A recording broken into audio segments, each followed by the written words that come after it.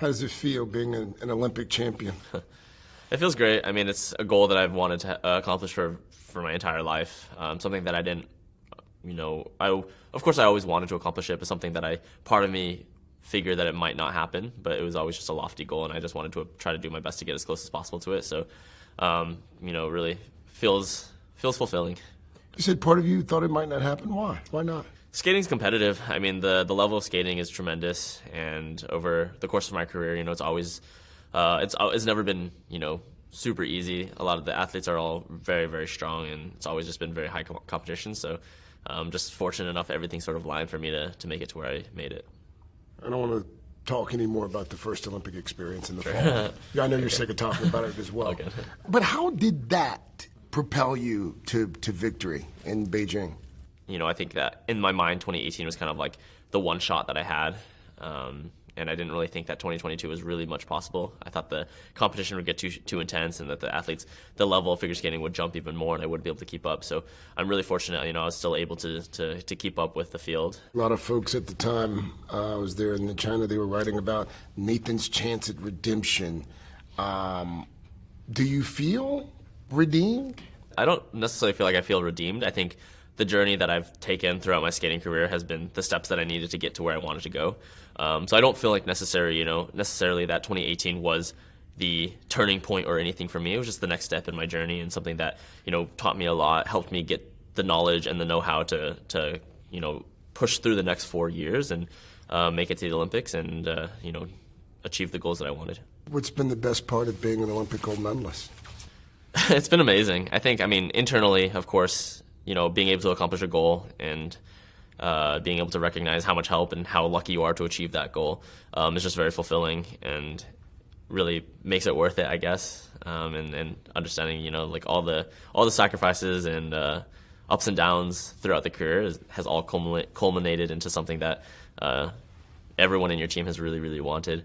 But beyond that, nothing really else has changed. It's just, the joy of knowing that you've accomplished a goal, and then trying to take a step back, appreciate everything you have, and then take the next step forward to figure out what's next. All of the Olympians that I've talked to, there's been a common thread. They've all talked about the support of their family and their friends and how that's really helped them achieve as well. I would assume that's the same for you. Of course, yeah, absolutely. Certainly would not be possible to get where I, currently am without the support of my family, friends, my coaches, my team. There's a lot of people behind me that are not in the in the present, or not, in the forefront of my career, but, helping me get there. Talk to me about your mom and her support and what that's meant, what that's meant to you. She's very inspiring, coming from China to a place where she didn't speak the language, trying to sort of understand the culture and be an American essentially, while at the same time raising 5 kids, hopping around from city to city for my dad's education, and trying to support him as much as she could, as well as trying to give all her kids as many opportunities as she could. She's definitely put a lot of time and effort into helping me get to my goals, and really just none of this would be possible without her drive and her ambition, and just her know-how and just her work ethic. When you were a kid, who inspired you? Who inspired Nathan Chen? I think I was a pretty impressionable kid growing up, and so I kind of felt like, not necessarily I had to, but it was very easy for me to sort of mimic what the people around me were doing, and that was certainly my brother. And he was, anything that he was interested, I kind of was interested in too. When it was, music, it was music, and guitar, it was guitar, and then, he started going off and doing his own thing, and I couldn't keep up with him. But everyone in my family, has done really cool things in their lives academically and extracurricular activities. They've all done very cool things. So they've all inspired me a lot, and helped me, stay grounded and stay focused on skating. Who inspires you now? That's a good question. Same with the same as before. I think my siblings still do inspire me a lot. Everyone has done really incredible things with their lives. My brother's in aerospace and working as an engineer. My older sister's doing amazing things with Apple. The other sister has started her own company and the company is doing tremendously right now, using CRISPR and just next gen technology, scientific technology. So it's really cool to be able to see that. My other brother's finance, living his life, doing living a very fulfilled life. So all these different, and they all live so differently. So it's really cool to be able to see what brings them joy, and all of them are doing things that bring them joy. So, it's definitely very inspiring to me. None of the Chen children ended up being bums. Not one. Yeah, you're all high achievers. Definitely. Why do you think that is? I think it's from coming from, an immigrant family, and having parents that were very work oriented, that highly prioritize our academics and our education, and just setting high goals for ourselves, and never really wanting to settle. We didn't come from much, we didn't really have, we weren't the wealthiest family. So I think being able to learn how to be economical with our decisions, as well as understanding where we need to put our energy and our money and our resources in order to try to, hopefully make the best investment out of our decisions. And I think that has all played out well for all of us. Sounds like Mom was pretty inspiring too. Yeah, definitely. When you won the gold, what was her reaction? Knowing her, her first reaction was the mistake that I made in the pre-program, but I was completely expecting that. But it was surprising to me. I mean, I knew she was going to focus on that, but she after I finished and actually got onto the podium and got my medal, she was like, "That was the first time your mistake didn't matter to me." It was I realized, she was within that moment, I saw the past 20 years of work that we put in, and that it all was worth it. So she was there's just a lot of joy, and a joy in her heart that I wasn't really expecting, and I don't think she was expecting either, but that was really cool. What do you tell those kids who come up to you and they say, "Nathan Chen, I loved watching you in Beijing. You inspired me." What do you say to them? It means the world to me, and I remember being a kid looking up to the Olympians and Olympic champions of the past, and being inspired by them. So, in as much as I can, I hope that I have inspired someone else to come to the ice, to continue working and try to achieve their dreams, because certainly I didn't think that my dreams were possible. And so if I didn't think my dreams were possible and I was able to accomplish what I did, there are so many other kids out there that can have a dream, even if they don't think it's totally possible, to still look forward and still keep pushing for it and accomplish it. 2026. Mm-hmm. Where are we? Who knows at that point? 4 years is a long time, and going from 2018 to 2022, I wasn't sure how the field would shape up. I wasn't sure how I was going to be able to stay competitive, and if I would be able to stay competitive, and that's certainly the same position here. So I'll see what the future has for me, but I am very excited to get back to school and finish off my two more years of college, and then learn what I can learn from there, and then go forward. But to be clear, Nathan Chen's not retiring. I've accomplished all the goals that I've wanted to accomplish in skating, but at the same time, skating is something that I've loved and I will always love and just have so much passion for. So what's after skating for you? That's definitely part of the process right now. I think because I spent so much time in my life just focused to skating, I haven't really had as much opportunity to explore outside of skating. But I think that's the beauty of college and academics, and also friends and family who have done different things in their lives than I have. So, getting as much knowledge as I can in different fields of life and trying to explore and see where I can place myself, essentially. Your success at the 2020 Games, it wasn't just an Olympic moment. It was an historic moment. First Black woman to ever win a medal in speed skating. I mean, has it settled in now? Yeah, it's still sort of sinking in. Sometimes it's still hard to believe that it all actually happened, but yeah, it's been pretty wild.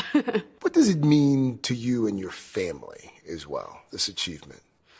Yeah, it's amazing. I just got to go home to Ocala, Florida. A lot of my family is still in Ocala, so it was awesome to get to see them again. And they were all so excited, just taking a lot of pictures, a lot of hugs and everything.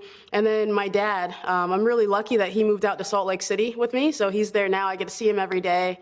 And I can just tell how proud he is. It's really cool. Even now, even a couple of months after you snagged the hardware. Yeah. Oh, well, now he's like, oh, it's no big deal.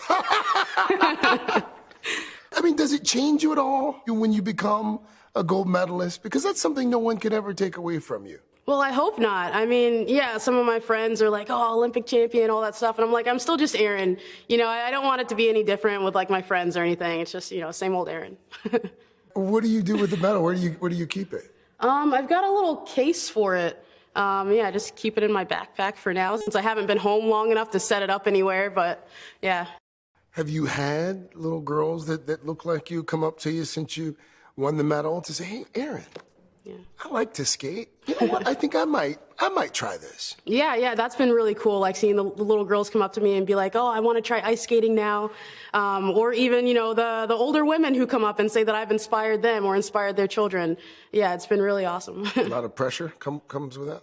No, not like any bad pressure. It's all happy pressure. Yeah, because I just always want to, I always want to help someone if I can. So it's nice to hear that it's happening. When you were coming up through the skating ranks, who inspired you then? My coach, Renee Hildebrand, she just had a way of motivating everyone to want to be their best and to want to show up to practice every day and, you know, really just make a difference to her. And that was super inspiring for me as a young age. And then I was lucky to grow up looking up to Brittany Bowe and Joey Mantilla, two other like superstar skaters. So we were on the same inline speed skating team. So I got to watch them like go travel the world, win all these world medals, and then come home and skate on the same team as me, which I thought was the coolest thing in the world. So, you know, growing up looking up to them and then seeing them make that transition over to the ice as well, like several years before I did, then it was just kind of like a path that I saw that, you know, maybe I might want to try one day too. Who inspires you? Who inspires your life? My dad is a huge inspiration for me.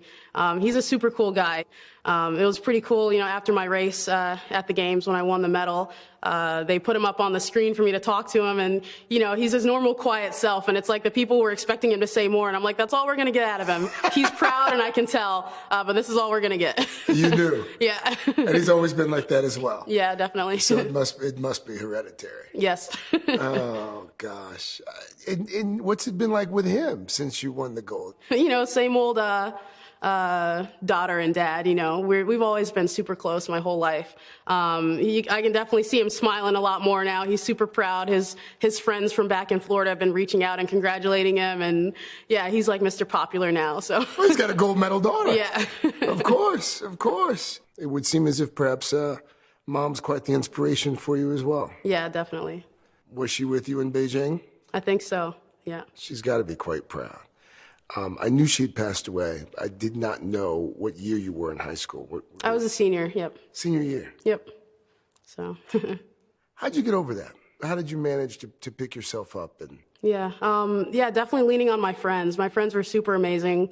Of course, I was just like holding myself up in my house. And then, you know, some friends came over and, you know, got me out of the house, took me out to lunch to go eat. It's been said, especially about great athletes, that overcoming helps you achieve greatness. Right. Have you given that any thought? Do you think you'd still be sitting here if you'd had that traditional experience when you were younger, both parents still with you on this earth? No, I think you're right. It definitely adds like another layer of, you know, like perseverance, you know, just kind of, you know, not taking things for granted and just really wanting to work hard, like for my mom, for my dad, for everyone who's ever helped me in life. There was that one moment that a lot of folks have talked about where you slipped at the trials. And then there's your longtime friend. And through her grace, she decides to give you her spot, and we know how it ends. How did that affect you? Yeah, that was a super big moment for me because it was just a roller coaster of emotions at that time, right? Because, you know, I came in excited to race, really ready. This was like a stepping stone to a bigger goal of mine. Like I have to make it through the Olympic trials in order to like achieve my goal of being an Olympic champion, right? And then when I had that slip, then it's a lot of stress, you know, a lot of nerves, like a lot of uncertainty, wondering what's going to happen next. Like, am I going to get to go to the Olympics? Like, it would really suck to not go to the Olympics, you know? And then Brittany came in that same night after my slip, you know, when I failed to make the Olympic team. And she was like, look, you can sleep easy tonight, knowing that if there's anything I can do, you're not staying home. And that was just an amazing moment, like really emotional, of course. And, yeah, it's still, you know, kind of hard to put that into words as well, but just, I'm forever grateful, and I feel like we share the gold medal, for sure. Why do you think that moment was so inspirational for so many strangers? Yeah, Why do you think that became, I mean, it really did become one of the best stories of the games. I feel like it made people happy, and it, like, you know, people say like restored faith in humanity, like that sort of thing. But yeah, I feel like it was just an amazing display of selflessness and character and like that real, like the Olympic spirit. Because, you know, it was kind of bigger than what was going on between us. It was more like a good moment for humanity and for the sport. I don't know, it was big. It was nice for Team USA. What do you want to do? Like, ultimately, what's the goal, you think? I want to keep skating for now. I feel like I can't stop now when I'm, it's feeling really good. I'm having a lot of fun with it. I feel like I still have so much to learn with the sport. And then beyond that, probably some super nerdy stuff with my degrees. Maybe when I'm done skating in circles, I can get into like biomechanics or something like that. So you got at least another games in you. Oh, for sure. Well, that's the plan. Yeah. You got another game. As long as I don't start feeling too old. As you know, we're talking to two fellow Olympians, Nathan Chen, Mikaela Shiffrin. What about Mikaela Shiffrin and her journey? What part of her journey do you find inspiring? Definitely her resilience, just being able to, get back up, after, not having the showing she was hoping for, but being able to get back up and keep getting out there every time. And especially the way she handled the media, because people are not nice, and it's really sad to see that when people aren't respectful and aren't nice to these athletes, because it's like, we're people too, and we're out here giving our best. And just to see the way people were treating her wasn't really very, very nice at all. And just the way she handled it was amazing. With grace. Yeah.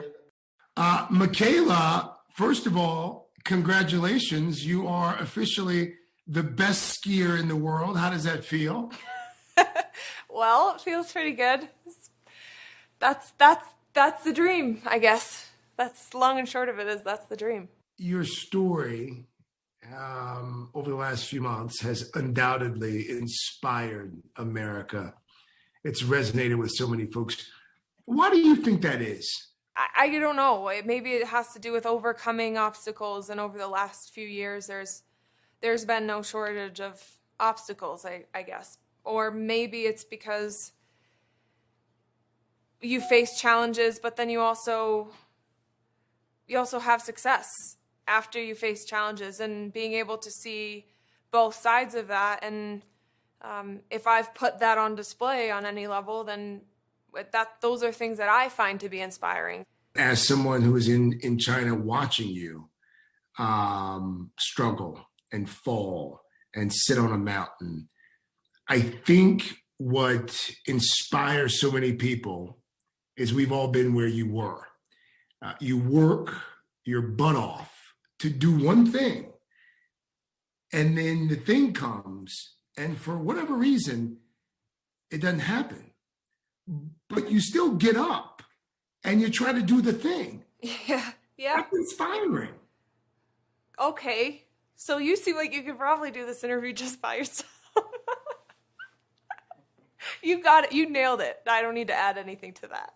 It was important for us to include you in the Inspiring America Primetime Special because, we do a really great job. And when I say we, you mean you? Well, no, I'm kidding. You are great. I mean the machine. Yeah. We build you up. Yeah. We build. And then something happens and but you handled it with more grace than literally anyone I have seen up close over the last 3 games do it. So no, there's one thing that I would say about,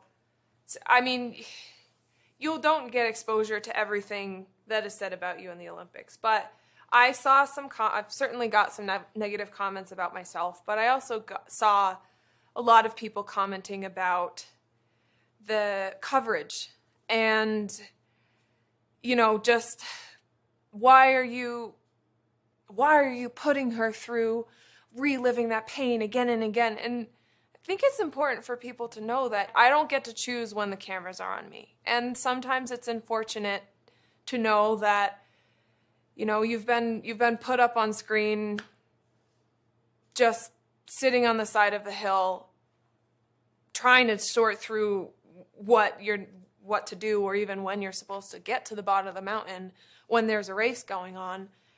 And, that whole time people are just kind of judging and you're like, just turn the camera off. Certainly I get that feeling, but there's a choice that we make as athletes. I can choose to walk through the mix zone with my head down, and just the overall feeling of being just this vibe of being shameful and walking through it like, don't talk to me because somehow you did this to me. But I fell. I'm the one who didn't finish.